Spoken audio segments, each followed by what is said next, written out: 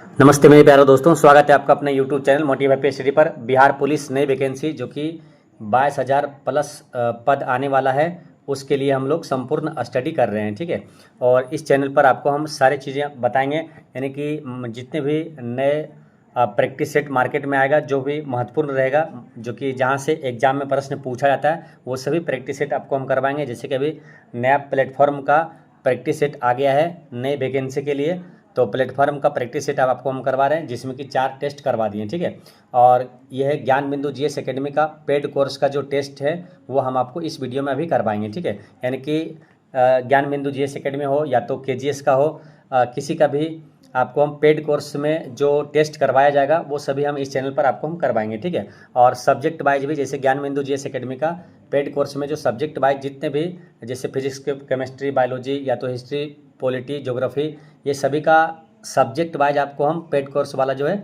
Objective जितने भी प्रश्न रहेगा, वो सभी आपको हम करवाएंगे। ठीक है, तो इस चैनल पर बने रहें, आपको सभी चीज़ें आपको मिलेगा। ठीक है, तो इस वीडियो में हम लोग टेस्ट नंबर देखेंगे। बिहार पुलिस क्लास टेस्ट यहाँ पर देख सकते हैं, ज्ञान बिंदु जीएस एकेडमी का बिहार पुलिस क्लास टेस्ट, और इसका पीडीएफ हम टेलीग्राम पर शेयर कर चुके हैं पहले ही, मतलब कि आज ही शाम को शेयर कर दिए थे।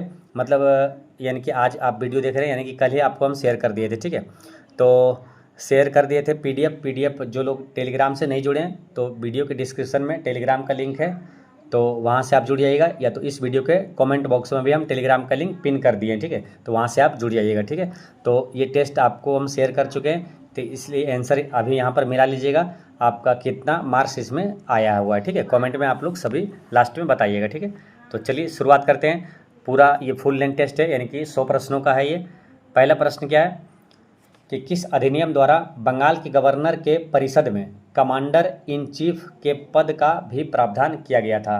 तो इसका आंसर जो भी लगाए थे, क्या ऑप्शन ए यहाँ पर आपका करेक्ट आंसर है। 1786 के अधिनियम के तहत बंगाल के गवर्नर के परिषद में कमांडर इन चीफ के पद का भी प्रावधान किया गया था। ठीक है, यानी आंसर क्या हुआ, 1786 का अधिनियम, ऑप्शन ए यहाँ पर करेक्ट आंसर है। ठीक है, अब यहाँ पर कुछ इंपॉर्टेंट अधिनियम है जो कि एग्जाम में पूछा जाता है, आपको हम बताते हैं। जैसे कि कोलकाता में एक सुप्रीम कोर्ट की स्थापना हुआ था, ये किस अधिनियम के तहत हुआ था? तो 1773 के रेगुलेटिंग एक्ट के तहत हुआ था ना, 1773 के अधिनियम के तहत हुआ था। कोलकाता में एक सुप्रीम कोर्ट की स्थापना हुआ था। ठीक है, अच्छा, बोर्ड ऑफ कंट्रोल कब बनाया गया था अगर पूछे, तो 1784 है ना, 1784 के अधिनियम के तहत बोर्ड ऑफ कंट्रोल बनाया गया था। भारत के गवर्नर जनरल को भारत का वायसराय किस अधिनियम के तहत कहा गया था? तो वो 1858 के अधिनियम के तहत वायसराय कहा गया था। ठीक है, 2 और अधिनियम है जो कि काफ़ी महत्वपूर्ण है। जैसे किस एक्ट के तहत कंपनी के एकाधिकार को समाप्त कर दिया गया, लेकिन चाय और चीन के साथ व्यापार का एकाधिकार जो है वो बना रहा था? तो किस अधिनियम के तहत हुआ था? 1813 के चार्टर एक्ट के तहत हुआ था, है ना, तो ये ध्यान रखना है। और अगर आपसे पूछे कि किस अधिनियम के तहत, किस चार्टर एक्ट के तहत, है ना, कंपनी के एकाधिकार को समाप्त कर दिया गया था पूरी तरह से, मतलब चाय और चीन के साथ भी एकाधिकार यानी व्यापार को पूर्ण रूप से समाप्त कर दिया था, तो वो हुआ था 1833 के चार्टर एक्ट के तहत, है ना, 1833 में पूरी तरह से समाप्त कर दिया गया था। ठीक है, नेक्स्ट क्वेश्चन क्या है? क्वेश्चन नंबर 2 में, भारत में पहली बार सांप्रदायिक प्रतिनिधित्व की शुरुआत किसके द्वारा किया गया था? यानी कि इसका आंसर क्या आ जाएगा? इसका करेक्ट आंसर है option number B, Morley Minto सुधार 1909 अधिनियम, है ना। यानी आपसे अगर ये भी पूछे कि किस अधिनियम के द्वारा जो है मुस्लिमों के लिए पृथक निर्वाचक मंडल की स्थापना किया गया था, तो 1909 का ही अधिनियम था, मॉर्ले मिंटो सुधार जिसे कहा जाता है। ठीक है, तो ऑप्शन बी यहाँ पर जो लगाए करेक्ट आंसर है। नेक्स्ट क्या है? भारत में पहली बार सांप्रदायिक निर्वाचक प्रणाली कब आरंभ हुई थी? तो वही आंसर क्या हो जाएगा, 1909 वाला, है ना, 1909 करेक्ट आंसर है। नेक्स्ट क्वेश्चन क्या? भारतीय विधान पालिका प्रथम बार द्विसदनीय बनाई गई। भारतीय विधान पालिका जो है प्रथम बार द्विसदनीय बनाई गई थी, तो ये 1919 के भारत सरकार अधिनियम के द्वारा बनाया गया था। ठीक है, अब देखिए 1909, 1919 और 1935 काफ़ी महत्वपूर्ण है, याद रखना है। देखिए 1909 में क्या हुआ था, तो मुसलमानों के लिए पृथक निर्वाचक मंडल की स्थापना 1909 के तहत हुआ था। प्रांतों में द्वैत शासन लागू हुआ था कब? तो ये 1909 के अधिनियम के तहत हुआ था, है ना, द्विसदनीय बनाई गई थी विधान पालिका प्रथम बार, तो 1919 के अधिनियम के तहत ही बनाया गया था। अब प्रांतों में द्वैत शासन लागू हुआ था 1919 के अधिनियम के तहत, और केंद्र में द्वैत शासन लागू हुआ था 1935 के अधिनियम के तहत, और प्रांतों में जो है द्वैत शासन समाप्त कर दिया गया था 1935 के अधिनियम के तहत। ठीक है, केंद्र में लागू कर दिया गया था। ये सभी चीज़ें याद रखना है। नेक्स्ट क्वेश्चन क्या है? कि 1919 के अधिनियम द्वारा किस वर्ष लोक सेवा आयोग का गठन किया गया था। तो संघ लोक सेवा आयोग का है यूपीएससी का गठन ये कब हुआ था मालूम, 1926 में हुआ था, लेकिन अधिनियम 1919 वाला था। तो ऑप्शन यहाँ पर डी 1926 में यूपीएससी का गठन हुआ था। वर्तमान में अध्यक्ष कौन है अभी, तो अजय कुमार है, याद रखना है ना। नेक्स्ट क्वेश्चन क्या है कि वर्ष 1928 में कांग्रेस नेताओं की एक समिति ने भारत के लिए एक संविधान का मसौदा तैयार किया। इस समिति का अध्यक्षता किसने की थी। तो इसका क्वेश्चन फिर समझिए, 1928 में कांग्रेस नेताओं की एक समिति ने भारत के लिए एक संविधान का मसौदा तैयार किया। इस समिति की अध्यक्षता किसने की थी, तो ये मोतीलाल नेहरू ने किया था, है ना। करेक्ट आंसर क्या हुआ, मोतीलाल नेहरू। आप देखिए इस टाइप के एक और प्रश्न आता है जो कि आपको कन्फ्यूजन कर सकता है, इसलिए दोनों चीज़ें आपको साथ में रिवीजन करना है। देखिए क्या बोला ये कि वर्ष 1928 में कांग्रेस नेताओं की एक समिति ने भारत के लिए एक संविधान का मसौदा तैयार किया था 1928 में। ये मोतीलाल नेहरू इस समिति के अध्यक्ष थे। एक क्वेश्चन आता है कि उद्देश्य प्रस्ताव कब और किसके द्वारा पेश किया गया था मालूम, तो उद्देश्य प्रस्ताव जो कि 13 दिसंबर 1946 को पेश किया गया था संविधान सभा के समक्ष। किसके द्वारा, तो पंडित जवाहरलाल नेहरू ने पेश किया था ना। कौन, पंडित जवाहरलाल नेहरू ने पेश किया था, ये ध्यान रखना है। उद्देश्य प्रस्ताव 13 दिसंबर 1946 को। नेक्स्ट है कि संविधान निर्मात्री परिषद के वैधानिक परामर्शदाता कौन थे, तो इसका आंसर क्या हो जाएगा, करेक्ट आंसर है बी एन राव, है ना, याद रखना है। देखिए यहाँ पर ऐसे समझिए कि संविधान सभा के संवैधानिक सलाहकार कौन था या परामर्शदाता, तो सलाहकार हो गया बी एन राव। और संविधान सभा का पहली बार विचार किसने दिया था, तो विचार दिया था एम एन राय ने दिया था। किसने, एम एन राय ने दिया था, याद रखना है ना, एम एन राय ने विचार दिया था। तो विचार ऐसे याद कर लेना है, बी एन राव और एम एन राय में कन्फ्यूजन ना हो, तो ऐसे याद रखना है कि जैसे विचार करते हैं कहाँ, मन में, है ना, तो मन में विचार करते हैं तो एम एन रॉय, मन में विचार करते हैं एम एन रॉय। तो संविधान सभा का विचार सबसे पहले किसने दिया था, तो मन में विचार करते हैं तो एम एन रॉय, ठीक है। और संवैधानिक सलाहकार कौन थे, बी एन राव थे ना। तो ये चीज़ याद रखना है। यहीं पर है क्या, भीमराव अम्बेडकर। भीमराव अम्बेडकर कौन थे, तो भारतीय संविधान का जनक या पिता किसे कहा जाता है, भीमराव अम्बेडकर को कहा जाता है ना। और संविधान सभा का पहला वो अस्थायी अध्यक्ष कौन था, तो डॉक्टर सच्चिदानंद सिन्हा थे। और अस्थायी अध्यक्ष पूछे तो ये थे डॉक्टर राजेंद्र प्रसाद, है ना।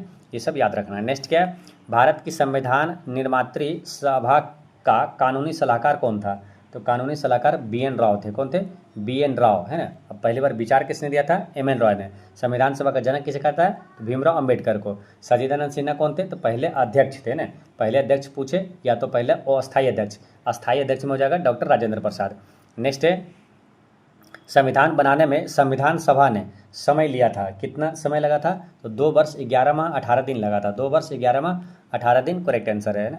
नेक्स्ट क्या है, संविधान का जो भारत का संविधान जो है अंगीकृत हुआ था कब और अस्तित्व में कब आया था, तो अंगीकृत की हुआ था 26 नवंबर 1949 को और अस्तित्व में आया था कब, 26 जनवरी 1950 को। तो यानी ऑप्शन ए जो लगाएं आपका करेक्ट आंसर है। नेक्स्ट कि भारतीय संविधान का आप किस प्रकार वर्णन करेंगे, तो भारतीय संविधान का आप किस प्रकार वर्णन करेंगे, ऑप्शन के अनुसार से आंसर लगाना है आपको, है ना। तो इसका आंसर क्या हो जाएगा, तो भारत का संविधान जो है विश्व के सबसे विस्तृत संविधानों में से एक है। ऑप्शन सी करेक्ट आंसर है। नेक्स्ट क्या, भारतीय संविधान के संबंध में कौन सा कथन सही है, तो भारतीय संविधान के बारे में कौन सा सही है, तो यह दूसरे देशों के संविधान से प्रभावित है, ये बिल्कुल सही है। नेक्स्ट है, संविधान के संरक्षक के रूप में सर्वोच्च न्यायालय का अधिकार विश्व के किस संविधान से लिया गया, तो सर्वोच्च न्यायालय का अधिकार जो है ये विश्व के किस संविधान से लिया गया है, तो ये लिया गया अमेरिका के संविधान से लिया गया ना। मौलिक अधिकार भी कहाँ से लिया गया है, तो अमेरिका के संविधान से लिया गया है। भारत में प्रजातंत्र इस तथ्य पर आधारित है कि जनता को सरकारों को चुनने तथा बदलने का अधिकार प्राप्त है। ऑप्शन सी बिल्कुल सही है। नेक्स्ट है कि एक कठोर संविधान वह है, तो एक कठोर संविधान वह है जिसे सामान्य विधि निर्माण प्रक्रिया की विधि से भिन्न विधि से संशोधित किया जा सके। ऑप्शन सी करेक्ट आंसर है। नेक्स्ट है, भारतीय संविधान में किस संशोधन द्वारा संप्रभु लोकतांत्रिक गणराज्य शब्दों को बदलकर संप्रभु समाजवादी धर्मनिरपेक्ष और लोकतांत्रिक गणराज्य कर दिया गया है, और राष्ट्र की एकता शब्दों को भी बदलकर राष्ट्र की एकता और अखंडता कर दिया गया है। तो ये हुआ था कौन सा, 42वां संविधान संशोधन के तहत, ये 1976 की बात है ना। 1976 में हुआ था 42वां संविधान संशोधन, जिसमें समाजवादी अखंडता धर्मनिरपेक्ष शब्द जोड़ा गया था। नेक्स्ट है, भारत में लौकिक सार्वभौमिकता है क्योंकि संविधान की प्रस्तावना आरंभ होती है, तो प्रस्तावना आरंभ होती है हम भारत के लोग शब्दों से ये प्रारंभ होती है। ऑप्शन डी करेक्ट आंसर है। नेक्स्ट है भारत के संदर्भ में निम्न में से कौन धर्मनिरपेक्ष शब्द का सही भाव व्यक्त करता है। तो धर्मनिरपेक्ष का मतलब क्या होता है कि भारत में राज्य का कोई धर्म नहीं है ना, राज्य का कोई भी धर्म नहीं है। Option number D correct answer है। नेक्स्ट कि निम्न में से कौन सा कथन सही नहीं है, तो कौन सा सही नहीं है पूछा है ना। देखिए भारतीय संविधान का उद्देश्य प्रस्ताव, तो उद्देश्य प्रस्ताव पंडित जवाहरलाल नेहरू द्वारा रखा गया, ये बिल्कुल सही है ना। हालांकि इसका पीडीएफ आंसर जब आपको देंगे तो आंसर इसका पीडीएफ में ए दिया हुआ है, जो कि ये गलत है ना, क्योंकि ये पूछा क्या कौन सही नहीं है, तो ये वाला तो ए तो सही है। फिर आगे देखिए भारतीय संविधान का उद्देश्य प्रस्ताव भीमराव अम्बेडकर द्वारा रखा गया, ये गलत है। उद्देश्य प्रस्ताव अभी बताए थे ना कि 13 दिसंबर 1940 को किसके द्वारा, तो पंडित जवाहरलाल नेहरू के द्वारा रखा गया था, तो भीमराव अम्बेडकर यहाँ लिखा, ये वाला गलत है, यही आंसर हो जाएगा। ठीक है। नेक्स्ट क्या है, निम्नलिखित में से किस बाद में उच्चतम न्यायालय ने धारणा प्रस्तुत की कि उद्देशिका संविधान का भाग है। तो ये किस बाद में कहा गया कि उद्देशिका जो है संविधान का भाग है, तो ये कहा गया था बम्बई बनाम यूनियन ऑफ इंडिया बाद में, है ना, बम्बई बनाम यूनियन ऑफ इंडिया। नेक्स्ट पंचायतों को संवैधानिक दर्जा प्रदान किया गया है, तो पंचायतों को संवैधानिक दर्जा ये अनुच्छेद 243 के अंतर्गत प्रदान किया गया है ना, अनुच्छेद 243 यहाँ पर करेक्ट आंसर है। ठीक है। नेक्स्ट क्वेश्चन क्या है कि निम्नलिखित में से कौन सा एक युग्म सही सुमेलित है। संविधान का दूसरा भाग मौलिक अधिकार है, गलत है।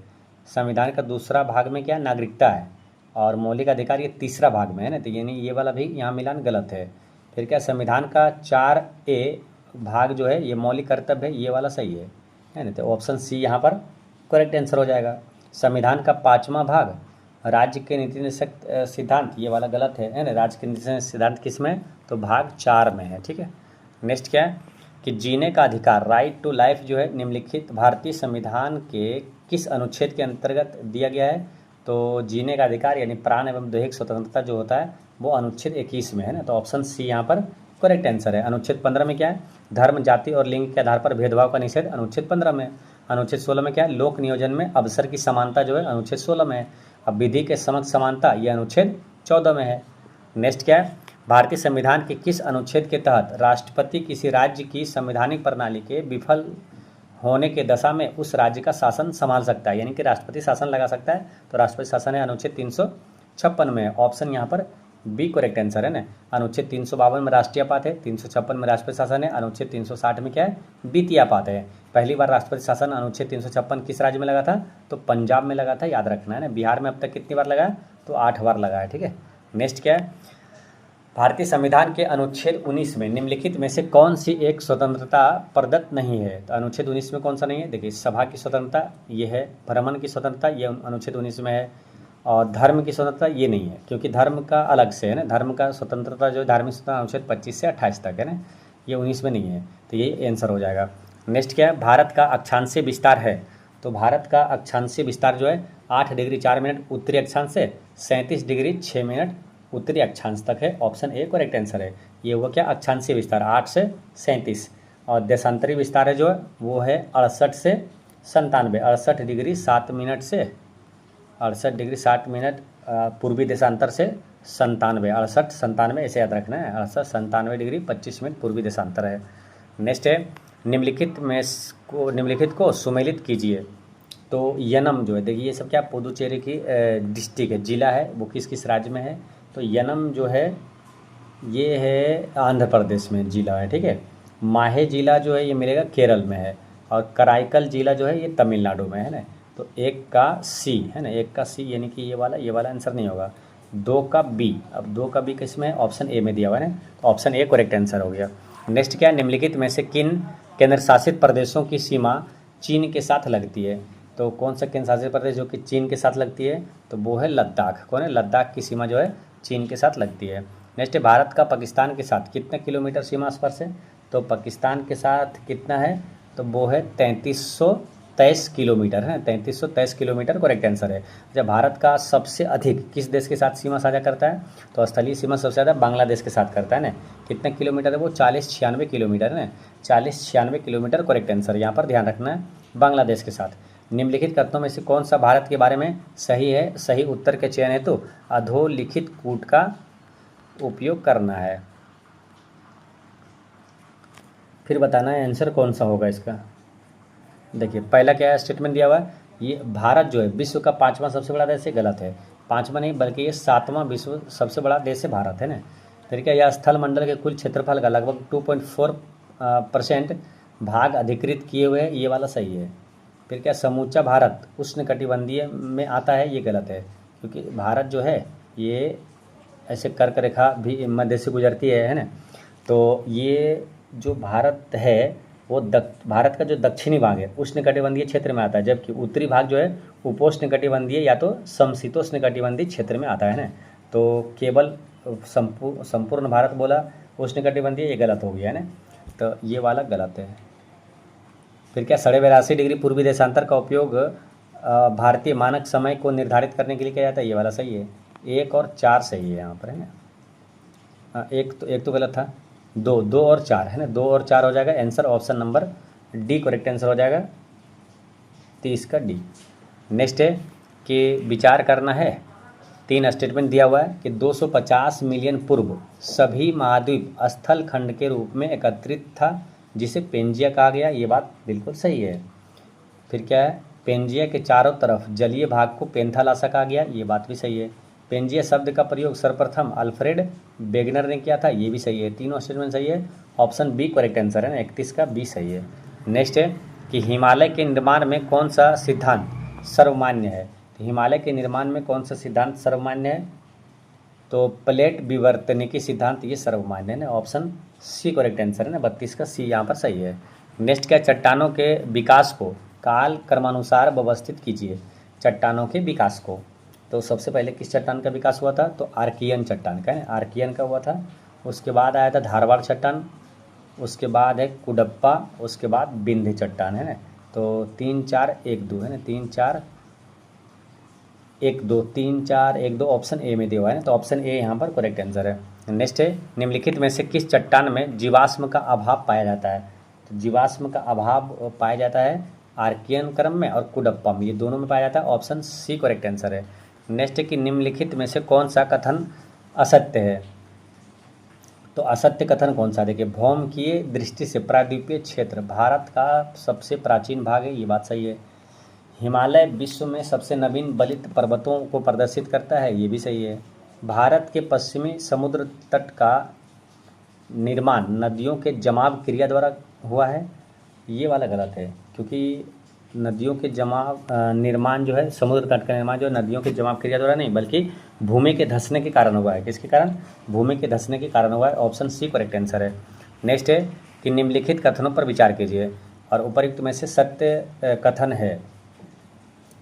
तो इसमें सत्य कौन सा ये पूछा है ना। तो पहला क्या, हिमालय का पश्चिमी भाग पूर्वी भाग की अपेक्षा अधिक चौड़ा है, ये बात सही है ना। हिमालय का जो है पश्चिमी भाग जो है पूर्वी भाग की अपेक्षा अधिक चौड़ा है। फिर आगे क्या, इसका प्रमुख कारण पूर्व में अभिसारी सीमांत दबाव बल का अधिक होना है, ये भी सही है। तो कथन सही कौन सा हो जाएगा, दोनों, ऑप्शन नंबर सी यहाँ पर करेक्ट आंसर है। नेक्स्ट है कि बृहद हिमालय का पर्वतीय ढाल उत्तर की ओर मंद तथा दक्षिण की ओर तीव्र है, इसका क्या कारण है। तो इसका कारण भी क्या है, बृहद हिमालय का पर्वतीय ढाल के बारे में बोला, तो इंडो ऑस्ट्रेलियन प्लेट द्वारा लगाया जाने वाला अभिसारी बल हो जाएगा, ऑप्शन सी करेक्ट आंसर है। नेक्स्ट है कि निम्नलिखित में से किस हिमालय को उत्तर पूर्वी हिमालय के नाम से जाना जाता है। तो किस हिमालय को उत्तर पूर्वी हिमालय के नाम से जाना जाता है, तो इसका आंसर हो जाएगा दिहांग गोर्ज के बाद वाला हिमालय के हिस्से को, ऑप्शन बी करेक्ट आंसर है ना। तो किस हिमालय को, दिहांग गोर्ज के बाद वाला हिमालय के हिस्से को उत्तर पूर्वी हिमालय के नाम से जाना जाता है, ऑप्शन बी करेक्ट आंसर है। नेक्स्ट है, यह दर्रा अरुणाचल प्रदेश में स्थित है तथा अरुणाचल प्रदेश को तिब्बत की राजधानी लहासा से जोड़ता है। तिब्बत की राजधानी लहासा से जोड़ता है अरुणाचल प्रदेश को। यह किस दर्रे के बारे में कथन है, तो ये किस दर्रे के बारे में पूछा है, बोमडिला दर्रा, कौन सा, बोमडिला दर्रा यहाँ पर करेक्ट आंसर है ना, 39 का बी। नेक्स्ट, प्रायद्वीपीय पठार का उत्तर पश्चिम में विस्तार है, प्रायद्वीपीय पठार का उत्तर पश्चिमी विस्तार क्या, अरावली पर्वतमाला वो दिल्ली तक, अरावली पर्वतमाला वो दिल्ली तक है। नेक्स्ट है कि निम्नलिखित कथनों पर विचार कीजिए, अब कौन सा कथन सही है। तो इसमें देखिए क्या, जम्मू कश्मीर केंद्र शासित प्रदेश में अवस्थित बुल्लर झील जो है भारत में मीठे पानी की सबसे बड़ी झील है, जिसका निर्माण हिमानीकरण की प्रक्रिया द्वारा हुआ है। तो ये वाला गलत है। तीस्ता नदी का उद्गम मणिपुर में अवस्थित तसोंगमो झील से होता है, ये वाला भी गलत है। क्योंकि देखिए इसको ऐसे समझिए, ये जो हिमानीकरण की प्रक्रिया द्वारा नहीं हुआ, ये हुआ विवर्तनिकी गतिविधि के कारण हुआ है। और रही बात क्या, तीस्ता नदी का उद्गम जो है मणिपुर में नहीं बल्कि सिक्किम हिमालय में स्थित तसो तहामो है ना, क्या है, तसो तहामो झील या पाहु नरी हिमनद से हुआ है। ठीक है, तो ये वाला भी गलत है। फिर क्या, ढेवर झील उदयपुर में अवस्थित मीठे जल की झील है, जिसमें गोमती नदी एवं इसकी सहायक नदियों द्वारा जलापूर्ति होती है, ये वाला सही है। तो केवल 3 सही हो जाएगा, ऑप्शन सी यहाँ पर करेक्ट आंसर है। चलिए नेक्स्ट क्वेश्चन क्या है कि एसपी चटर्जी के भारत के प्राकृतिक विभागों की योजना में महानदी बेसिन को महाद्वीपीय पठार के किस उप विभाग में जाता है। चलिए बताइए इसका आंसर क्या होगा। तो इसका आंसर क्या हो जाएगा, पूर्वी पठार यहाँ पर करेक्ट आंसर है। फिर समझिए, एसपी चटर्जी के भारत के प्राकृतिक विभागों की योजना स्कीम में महानदी बेसिन को महाद्वीपीय पठार के किस उप विभाग में जाता है, तो पूर्वी पठार करेक्ट आंसर है। नेक्स्ट है कि पश्चिमी घाट की नदियाँ डेल्टा का निर्माण नहीं करती है, तो ये बात यहाँ पर क्या सही है, पश्चिमी घाट की नदियाँ डेल्टा का निर्माण नहीं करती है, वे छोटे छोटे मार्ग से तीव्र गति से कड़ी चट्टानों के ऊपर से प्रवाहित होती है, ये बात भी सही है। आंसर क्या जाएगा, ऑप्शन ए करेक्ट आंसर है, सही व्याख्या भी है। नेक्स्ट है, निम्नलिखित में से कौन सा जोड़ा सही है। इंद्रावती नदी जो है ये छत्तीसगढ़ में बहती है, कहाँ मालूम, छत्तीसगढ़ में, तो ये वाला गलत है। भीमा जो है नदी महाराष्ट्र और कर्नाटक में बहती है, तमिलनाडु यहाँ लिखा, ये भी गलत है। लूनी नदी जो है ये राजस्थान में बहती है, ये वाला सही है मालूम, ये वाला सही है। और घाट प्रभा जो है ये कर्नाटक में बहती है, कहाँ, कर्नाटक में, घाट प्रभा कर्नाटक में। ठीक है, नेक्स्ट क्या है, नारायण सरोवर भारत के किस राज्य में अवस्थित है, तो ये किस राज्य में है, तो ये गुजरात में है। नारायण सरोवर जो है भारत के किस राज्य में, तो गुजरात करेक्ट आंसर, जो भी लगाएं गुजरात आपका सही है। नेक्स्ट क्वेश्चन है आपका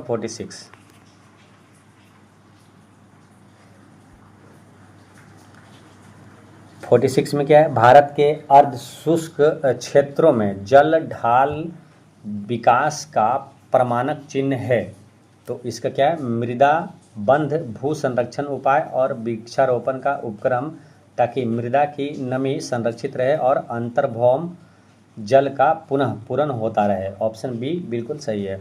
नेक्स्ट है कि भारत के उत्तरी मैदान में जाड़ों में कुछ वर्षा हो जाती है, तो ये बात यहाँ पर क्या सही है ना, भारत के उत्तरी मैदान में जाड़ों में कुछ वर्षा हो जाती है। जाड़े में उत्तर पूर्वी मानसून सक्रिय होता है, ये बात भी सही है। दोनों स्टेटमेंट सही है लेकिन अलग अलग सही है, व्याख्या नहीं कर रहा है, option number B correct answer है। नेक्स्ट है, सूची 1 को सूची 2 से मिलाना है, तो इसमें मिलान करिएगा क्या, जलवायु परिस्थितियाँ और कारण। तो इसमें अगर देखेंगे कि कोलकाता की अपेक्षा चेन्नई अधिक गर्म है, तो ये अक्षांश के कारण, क्या है, अक्षांश 1 का 5 है ना, ये वाला आंसर नहीं होगा। फिर क्या है, हिमालय में हिमपात, तो ये हो जाएगा हिमालय में हिमपात कहाँ, तुंगता, क्या होगा ये, बी का 2 है ना, बी का 2 अब एक ही ऑप्शन में है, ऑप्शन सी में दिया हुआ है ना, तो ऑप्शन सी यहाँ पर करेक्ट आंसर आ गया आपका। फिर आगे देख लेते हैं क्या, पश्चिम बंगाल से पंजाब की ओर आते आते वर्षा कम हो जाती है, तो समुद्र से दूरी के कारण, ये बात भी सही है, मतलब इसका सी का 4 मिलान होगा। फिर क्या, सतलज गंगा नदी, गंगा मैदान जो है में शीतकाल में कुछ वर्षा होती है, तो ये पश्चिमी दाब के कारण, ये बात भी यहाँ पर यह क्या डी का 3 होगा। ठीक है, आंसर क्या हुआ, ऑप्शन सी पहले आपको बता दिए हैं। नेक्स्ट क्वेश्चन क्या है, भारतीय संस्कृति का पूर्वानुमान करते समय कभी कभी समाचारों में उल्लेखित इंडियन ओशन डालपोल के संदर्भ में निम्नलिखित कथनों में से कौन सा सही है। तो पहला क्या, IOD परिघटना उष्णकटिबंधीय पश्चिमी हिंद महासागर एवं उष्णकटिबंधीय पूर्वी प्रशांत महासागर के बीच सागर पृष्ठ तनाव तापमान के अंतर में विशेषित होती है। ये वाला स्टेटमेंट सही है। फिर क्या, IOD परिघटना मानसून पर एल नीनो के असर को प्रभावित कर सकती है, ये बात भी सही है। दोनों स्टेटमेंट सही है, ऑप्शन सी यहाँ पर करेक्ट आंसर है। नेक्स्ट है कि निम्नलिखित कथनों पर विचार कीजिए। चलिए इसका आंसर बताइए क्या होगा।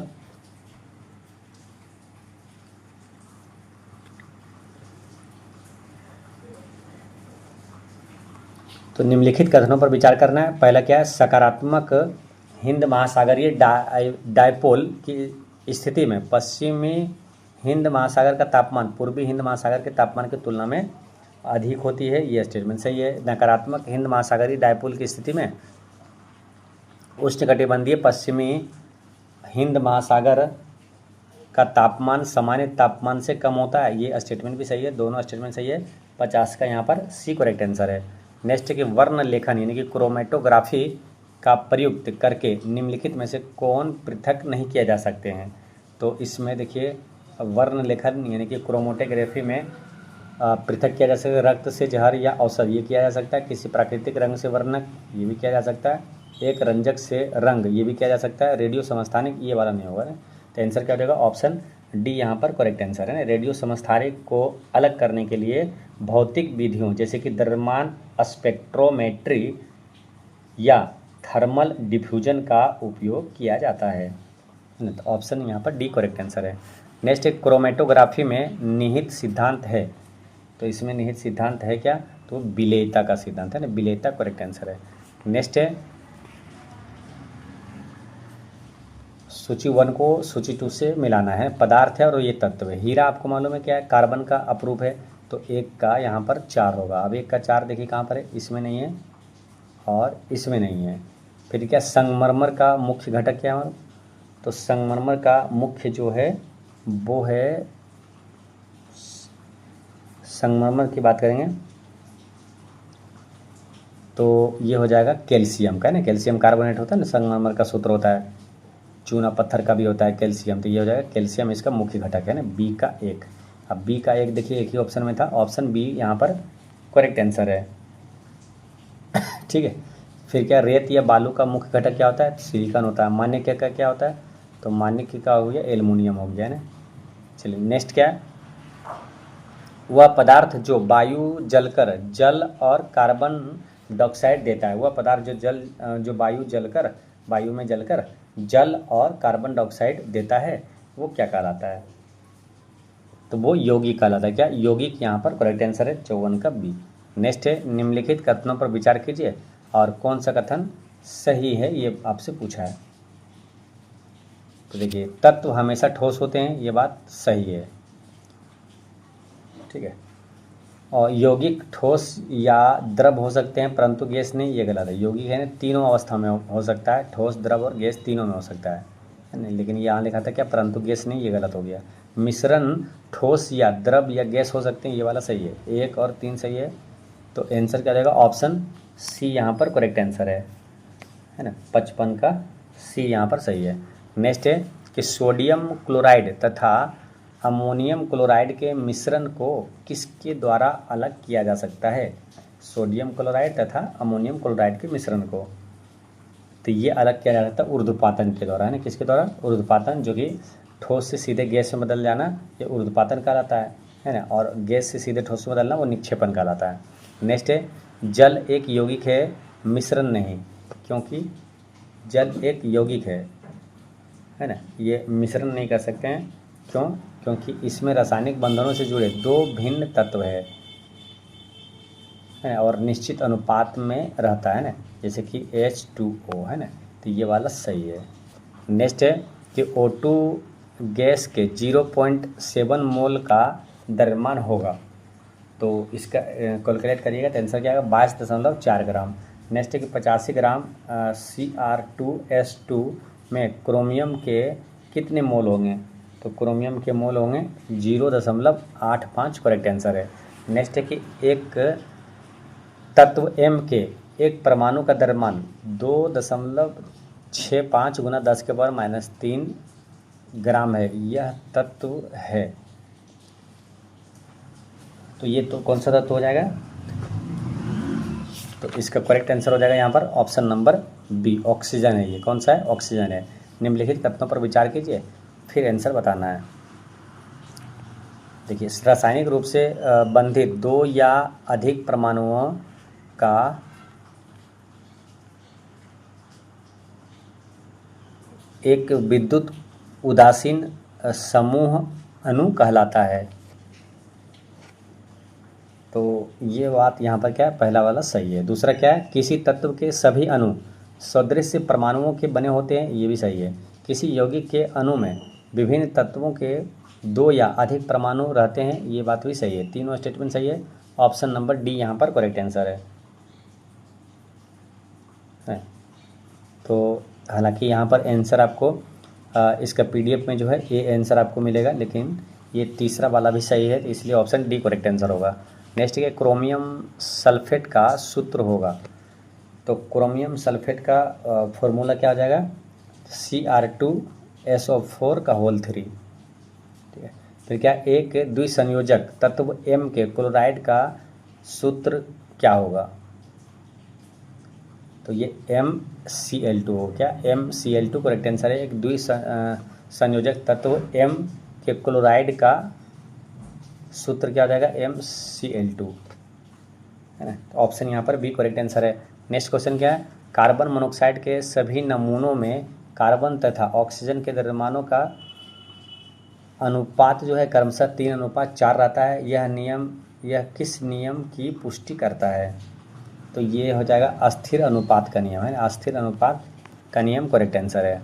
नेक्स्ट है कि निम्न कथनों पर विचार कीजिए और कौन सा कथन सही है,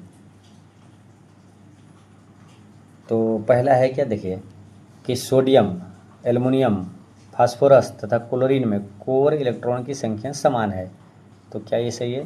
देखिए सोडियम का आपको यहाँ पर लिखते हैं, देखिए सोडियम इसकी परमाणु संख्या कितनी है 11, तो इसको जब निकालिएगा इलेक्ट्रॉनिक विन्यास 281 होगा, ठीक है, सोडियम का हो गया। फिर एल्युमिनियम का अगर निकालिएगा तो एल्युमिनियम का 13 है, इसको भी क्या करेंगे 2 8 10 और 3 13, ठीक है।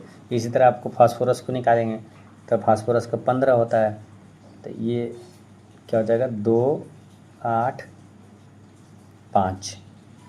और फिर क्लोरीन का अगर बात करेंगे तो क्लोरीन का क्या हो जाएगा 2 8 और 7 है ना, 2 8 7 यानी कि 8 तो 10 और 7 17 हो जाएगा क्लोरीन का। तो इसमें एक चीज़ यहाँ पर कॉमन देख रहे हैं क्या मालूम, कि जो कोर इलेक्ट्रॉन है, कोर इलेक्ट्रॉन मतलब अंतिम जो कक्षा में है उसको छोड़ करके, अंतिम कक्षा में जो है वो संयोजी इलेक्ट्रॉन हो गया, अंतिम कक्षा में छोड़ के जो कोर इलेक्ट्रॉन है सब में देखिए बराबर है 10 है ना, 2 8 10 2 8 10, यहाँ पर भी देखिए 2 8 10, तो वही पूछा सोडियम, एल्युमिनियम और फास्फोरस तथा क्लोरीन में कोर इलेक्ट्रॉन की संख्या कितनी है, तो कोर इलेक्ट्रॉन की संख्या समान है, ये बात सही है, ठीक है।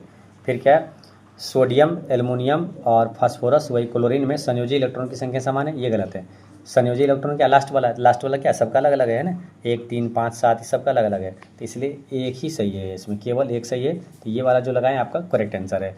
नेक्स्ट क्या है कि किसी परमाणु का इलेक्ट्रॉनिक विन्यास 2 8 2 है, इसमें संयोजी इलेक्ट्रॉन की संख्या क्या है, संयोजी इलेक्ट्रॉन क्या बोलेंगे, जो अंतिम कक्षा में क्या 2 है ना, तो 2 है यानी कि 2 हो जाएगा इसका संयोजी इलेक्ट्रॉन, ऑप्शन नंबर डी यहाँ पर करेक्ट आंसर है।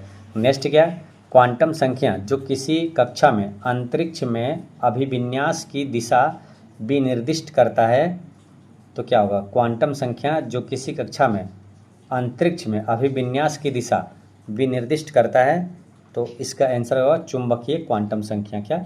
चुंबकीय क्वांटम संख्या करेक्ट आंसर है। नेक्स्ट है कि जीमन इफेक्ट की व्याख्या करने हेतु किस क्वांटम संख्या की आवश्यकता होती है? जीमन इफेक्ट की व्याख्या करने हेतु किस क्वांटम संख्या की आवश्यकता होती है? तो इसमें आवश्यकता होती है चुंबकीय क्वांटम संख्या m का, है ना। चुंबकीय क्वांटम संख्या m करेक्ट आंसर है।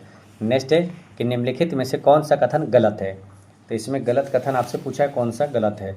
पहला क्या देखिए, समस्थानिकों के परमाणु संख्या समान लेकिन द्रव्यमान संख्या भिन्न होता है, ये बात सही है। समस्थानिकों में क्या परमाणु संख्या समान होता है, ये बात सही है।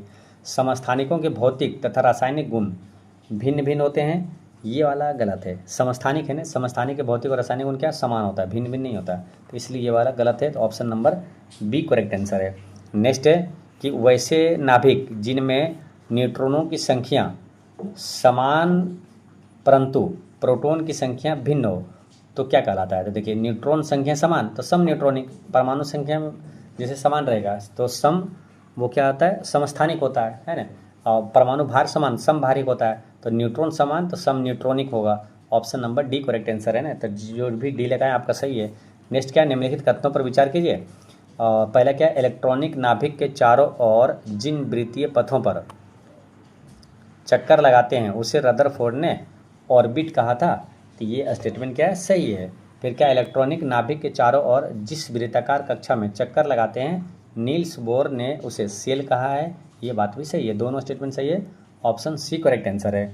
नेक्स्ट है, निम्नलिखित कथनों पर विचार कीजिए अब कौन सा सही है। तो देखिए, पहला क्या, समसूत्री विभाजन में कोशिका केवल एक बार विभाजित होती है एवं क्रोमोसोम भी एक बार विभाजित होती है, ये स्टेटमेंट सही है। अर्धसूत्री विभाजन में क्या होता है, कोशिका 2 बार विभाजित होती है एवं क्रोमोसोम भी 2 बार विभाजित होती है अर्धसूत्री में, तो ये वाला भी सही है। दोनों स्टेटमेंट सही है। ऑप्शन नंबर सी जो लगाएं आपका सही है। नेक्स्ट है, निम्नलिखित में से किस कोशिकीय संरचना की खोज फांटाना के द्वारा किया गया है? किस कोशिकीय संरचना की खोज फांटाना के द्वारा किया गया है? तो इसका आंसर हो जाएगा ये केंद्रिका के, क्या होगा, केंद्रिका यहाँ पर करेक्ट आंसर है। नेक्स्ट है कि निम्नलिखित कथनों पर विचार कीजिए और कौन सा कथन सही है ये बताना है। देखिए, ऐसी कोशिका जिसमें केंद्रक झिल्ली नहीं होती है एवं वास्तविक केंद्रक नहीं होता है वो को प्रोकैरियोटिक कोशिका कहा जाता है, ये बात सही है। प्रोकैरियोटिक में क्या होता है, केंद्रक झिल्ली नहीं होती है, वास्तविक केंद्रक नहीं होता है इसमें। फिर क्या है, वैसी कोशिका जिसमें केंद्रक पूर्ण रूप से विकसित तथा झिल्ली से घिरा होता है यूकैरियोटिक कोशिका होता है, ये बात भी सही है। दोनों स्टेटमेंट सही है। Option number C correct answer है। नेक्स्ट है, निम्नलिखित में से कौन सा कोशिका अंगक अपने आकृति को तुरंत परिस्थितियों के अनुसार बदल सकता है? निम्नलिखित में से कौन सा कोशिका अंगक अपने आकृति को तुरंत परिस्थितियों के अनुसार बदल सकता है? तो ये आंसर हो जाएगा क्या, माइटोकॉन्ड्रिया, है ना। माइटोकॉन्ड्रिया करेक्ट आंसर है। माइटोकॉन्ड्रिया को है कोशिका का पावर हाउस कहा जाता है, और प्रोटीन का फैक्ट्री पूछे तो राइबोसोम कहा जाता है, और कोशिका की जो आत्महत्या की थैली किसे कहा जाता है, तो लाइसोसोम को कहा जाता है, ठीक है। नेक्स्ट क्या है, निम्नलिखित कथनों पर विचार कीजिए और कौन सा उपयुक्त में से सही कथन आपको बताना है। तो माइटोकॉन्ड्रिया कोशिका में पाए जाने वाले सबसे बड़े अंगक है, ये बात सही है। हरित लवक को कोशिका का रसोई घर कहा जाता है, ये बात सही है। गोल्जी काय को कोशिका के अणुओं का ट्रैफिक कंट्रोल कहा जाता है, ये बात भी सही है। गोल्जी काय को क्या बोलते हैं, कोशिकाओं के अणुओं का ट्रैफिक कंट्रोल कहा जाता है, सभी सही है। Option number D correct answer है। नेक्स्ट है, निम्नलिखित में से कौन सा एक सही नहीं है? तो इसमें कौन एक सही नहीं है पूछा है ना। कोशिका का आकार एवं आकृति उसके कार्यों के अनुरूप होता है, ये बात सही है। कोशिकाओं की संख्या जीव के शरीर के आकार पर निर्भर करता है, ये बात भी सही है ना। जैसे छोटा जीव है, चूहा है, ठीक है, तो उसमें कोशिका की संख्या क्या होगा, कम होगा। जैसे हाथी है, उसमें कोशिका की संख्या ज़्यादा होगा, है ना। शरीर के आकार पर भी निर्भर करता है। फिर क्या, अलग अलग रचना और अलग अलग कार्य करने वाले कोशिकाओं का समूह को उत्तक कहा जाता है, ये बात गलत है। कैसे, देखिए, उत्तक किसको बोलेंगे कि समान रचना और समान कार्य करने वाले कोशिकाओं का समूह जो है ना वो उत्तक कहलाता है। समान समान होना चाहिए ना, तो वो उत्तक कहलाएगा। तो ऑप्शन यहाँ पर सी करेक्ट आंसर है। नेक्स्ट है, तरल मोजाइक मॉडल के संबंध में निम्नलिखित कथनों पर विचार कीजिए। 3 स्टेटमेंट दिया हुआ है। देखिए, यह मॉडल कोशिका झिल्ली की संरचना को बताता है, ये बात सही है। यह मॉडल 1972 में सिंगर और निकोलसन ने प्रस्तुत किया था, ये भी सही है। इस मॉडल के अनुसार कोशिका झिल्ली की संरचना में 2 फॉस्फोलिपिड अणुओं के परतों के बीच बीच में गोलाकार प्रोटीन रहता है, ये स्टेटमेंट भी सही है, सभी सही है। Option number D correct answer है। नेक्स्ट है, वृद्धावस्था में त्वचा में झुर्रियाँ पड़ जाती है, इसका कारण क्या है? तो इसका कारण है चर्म में वसा ऊतक की कमी के कारण, चर्म में वसा ऊतक की कमी के कारण। नेक्स्ट है, त्वचा की बाहरी सतह निर्मित होती है, तो त्वचा की बाहरी सतह ये स्तरित सल्की एपिथेलियम से निर्मित होती है, स्तरित सल्की एपिथेलियम। नेक्स्ट है कि निम्नलिखित में से किस एपिथेलियम ऊतकें कोशिकाओं में रसांकुर तथा सीलिया पाए जाते हैं? निम्नलिखित में से किस एपिथेलियम ऊतक कोशिकाओं में रसांकुर तथा सीलिया पाया जाता है? तो ये हो जाएगा किसमें? स्तंभाकार में, है ना, स्तंभाकार करेक्ट आंसर है। नेक्स्ट है, निम्नलिखित कथनों पर विचार कीजिए, अब कौन सा कथन सही है? तो इसमें देखिए, एपिथेलियम ऊतक में कोशिकाओं की संख्या कम होती है तथा अंतर कोशिकीय पदार्थ अधिक होता है, ये वाला गलत है मालूम, क्योंकि अंतर कोशिकीय पदार्थ बहुत कम होता है या तो नहीं के बराबर होता है, लेकिन यहाँ क्या लिखा, अंतर कोशिकीय पदार्थ अधिक होता है, ये गलत है, नहीं के बराबर होता है, बहुत कम होता है। संयोजी ऊतक में अंतर कोशिकीय पदार्थ नहीं पाए जाते हैं, इनकी कोशिकाएं एक दूसरे से दूर दूर होता है ना, करीब करीब सटी नहीं होते, दूर दूर होता है ना, तो ये वाला गलत है। तो आंसर क्या होगा? 82 का ये वाला भी गलत था, है ना, तो ना ही एक ना ही दो होगा, option number D correct answer है। नेक्स्ट है, निम्नलिखित में से कौन सा परत भरण या मूल ऊतक तंत्र के अंतर्गत शामिल है? कौन सा परत भरण या मूल ऊतक तंत्र के अंतर्गत शामिल है? तो इसका आंसर क्या होगा? कॉर्टेक्स, परिरंभ, मज्जा तथा पिध किरणें, ऑप्शन डी सही है। नेक्स्ट है, पौधे के भरण ऊतक तंत्र के मुख्य कार्य क्या है? पौधे के भरण ऊतक तंत्र के मुख्य कार्य क्या है?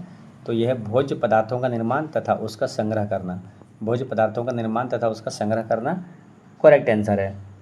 नेक्स्ट है, पादपों में विभेजोत्तकी ऊतकों के बारे में निम्नलिखित में से कौन सा कथन सही है?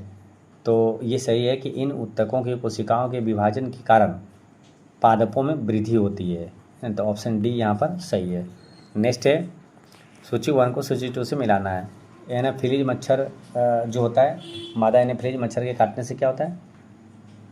तो ये होता है मलेरिया, है ना, 1 का 4 हो जाएगा। क्यूलेक्स मच्छर काटने से होता है फाइलेरिया, और रेत मक्खी जो सेंड आती है मक्खी, तो ये वाला क्या होगा मालूम? तो इसका हो जाएगा काला जार, है ना, काला जार। सीसी मक्खी काटने से क्या होता है? तो ये होता है नींद की बीमारी होता है ना, तो इस तरह से मिला लीजिएगा, 1 का 4 और बी का 3 हुआ था ना, 1 का 4 तो एक ही ऑप्शन में है, ऑप्शन नंबर यहाँ पर डी करेक्ट आंसर हो जाएगा। नेक्स्ट क्या है, निम्नलिखित में से कौन सा टीका 1.5 और 2.5 और 3.5 माह में दिया जाता है? 1.5 माह, 2.5 माह और 3.5 माह में दिया जाता है, कौन सा टीका है? तो वो है डीपीटी, HIV और पोलियो, डीपीटी, HIV और पोलियो। नेक्स्ट है कि अधिक नमक वाले अचार में जीवाणु जीवित नहीं रह पाते हैं, क्यों? क्योंकि जीवाणु जीव द्रव्य कुंचित हो जाते हैं और इस तरह वो मर जाते हैं, ऑप्शन डी करेक्ट आंसर है। नेक्स्ट है, निम्नलिखित में से कौन एक कथन सही नहीं है? इसमें से कौन सा एक कथन सही नहीं है वो पूछा आपसे ना, तो इसमें देखिए, हेपेटाइटिस बी विषाणु काफ़ी कुछ HIV की तरह ही संचरित होती है, ये बात सही है। हेपेटाइटिस C का टीका होता है, जबकि हेपेटाइटिस B का कोई टीका नहीं, ये गलत है। हेपेटाइटिस B का सटीक और स्ट्रॉन्ग टीका है, हेपेटाइटिस B का, C का नहीं है, उल्टा यहाँ पर लिख दिया, इसलिए ये वाला गलत है, ऑप्शन बी यहाँ पर करेक्ट आंसर है। नेक्स्ट है कि निम्नलिखित कथनों पर ध्यान दीजिए, और एड्स का संचरण होता है, तो एड्स का संचरण कैसे? लैंगिक संभोग से होता है, रक्तदान से हो सकता है, और मच्छरों और अन्य रक्त चूसक कीटों से, ये वाला नहीं होगा, और अपरा यानी कि प्लासेंटा के संपर्क से होगा, यानी कि 1, 2, 4 होगा। 1, 2, 4 किस में है? ऑप्शन नंबर बी में दिया हुआ है ना, ऑप्शन बी करेक्ट आंसर है। नेक्स्ट है कि निम्नलिखित कथनों पर विचार कीजिए और उपयुक्त में से कौन सा कथन सही है? तो इसमें कौन सा सही? देखिए, सूक्ष्म जीवों की श्रेणी में सभी एक कोशिकीय जीव सजीव को रखा गया है, ये बात सही है। कुछ बहुकोशिकीय सजीव जैसे लवक कवक एवं कुछ शैवाल भी सूक्ष्मजीव के अंतर्गत आते हैं, ये बात भी सही है। सूक्ष्मजीव सर्वव्यापी होते हैं, सभी प्रकार के जलवायु और परिस्थितियों में पाए जाते हैं, ये बात भी सही है। सभी स्टेटमेंट सही है। ऑप्शन नंबर डी यहाँ पर करेक्ट आंसर है। नेक्स्ट है कि वायरस क्या है, तो वायरस इसमें क्या हो जाएगा, तो ना तो प्रोकैरियोटिक और ना ही यूकैरियोटिक है, ये ऑप्शन सी करेक्ट आंसर है। नेक्स्ट है निम्नलिखित कथनों पर विचार कीजिए। वायरस में श्वसन नहीं होता है, तो ये बात सही है।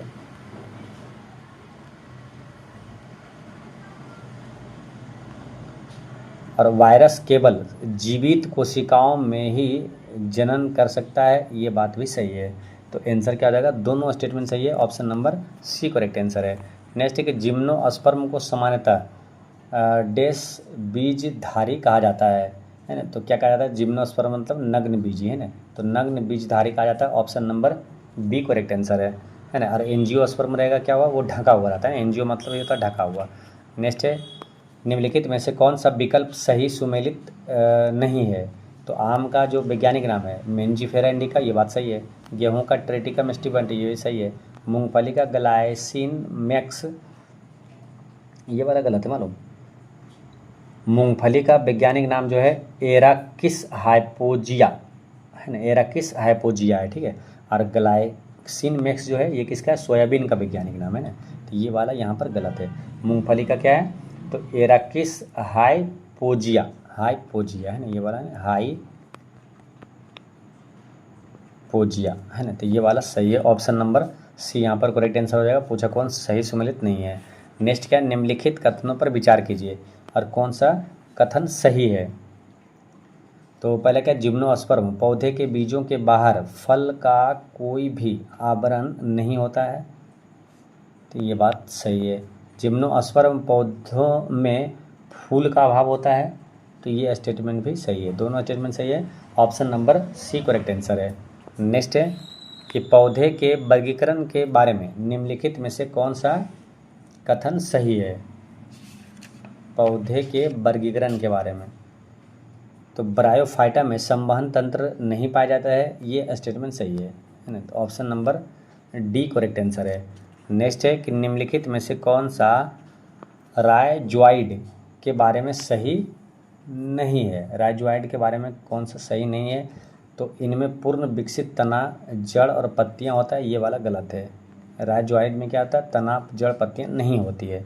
नेक्स्ट है कि निम्नलिखित में से कौन सा एक विकल्प सही सुमेलित है, तो हिपेटिकोप्सिडा, ये लीबर वर्टस, ये वाला यहाँ पर क्या मिलान सही है, ठीक है। फिर क्या है, एंथोसिरोप्सिडा, ये हॉर्नबर्ट, ये वही सही है।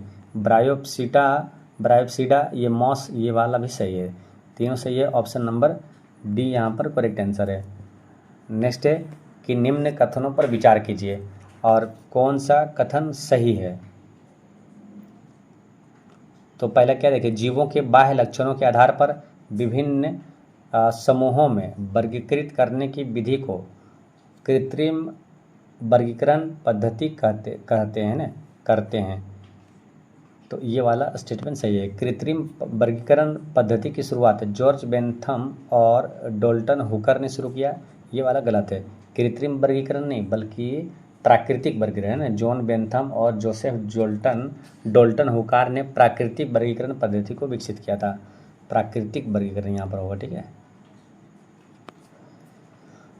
तो ये यहाँ पर दूसरा क्या हुआ, गलत हो गया, केवल एक सही था, है ना, कि जीवों के बाह्य लक्षणों के आधार पर विभिन्न समूहों में वर्गीकृत करने की विधि को कृत्रिम वर्गीकरण पद्धति करते हैं, ऑप्शन नंबर यहाँ पर केवल एक सही होगा, ऑप्शन ए करेक्ट आंसर है ना, तो ऑप्शन ए यहाँ पर बिल्कुल सही है, ठीक है। तो दोस्तों इस तरह से आपका बिहार पुलिस नई वैकेंसी पेड कोर्स का ज्ञान बिंदु का ये आपका क्लास टेस्ट यूँ समझिए 1 होता है समाप्त, है ना।